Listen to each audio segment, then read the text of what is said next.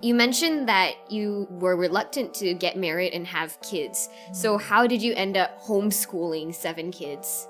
It's a long story, but I have the write-up in my blog called buildingupmoms.com. So there has the details. The short story is, interestingly, my first child's school principal was the one who introduced us to homeschooling.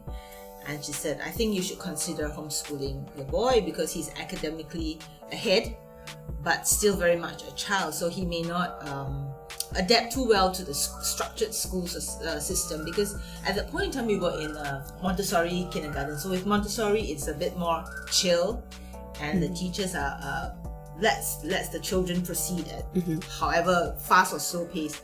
And so she was looking at him. She said, I think he may have problems. He not definitely, but he may have problems adapting to the school structure. So he said, why don't you consider homeschooling?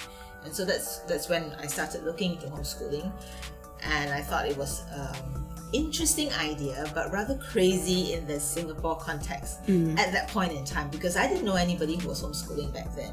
So that was like, wow, where are we going to find our community, right? So that was a bit awkward in the beginning. And so slowly we found a community. We met up with a few people and said, oh, okay, it's not just for the expats. Locals do it too. Yeah. And so we started slowly. We got our exemption from MOE, and then we started, and then as we proceeded, we realized there are a lot of benefits in homeschooling.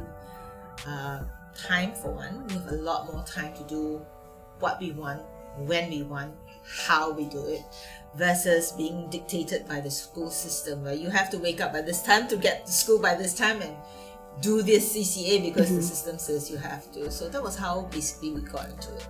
What about you, Uncle Weng Pheng? How did you and your wife first hear about homeschooling, and why did you decide to homeschool your kids? I think it's before I was married, I think I was with my church, and my pastor and my wife were homeschoolers. Ooh. So that was my first exposure, but my wife has... In Singapore? Yes. But they were actually Americans. Yeah. So that's where my first contact with them. So my wife has no contact with homeschoolers. Yeah, so we just kind of started with, let's teach them when they're young and progress and become homeschooling. So we went into homeschooling.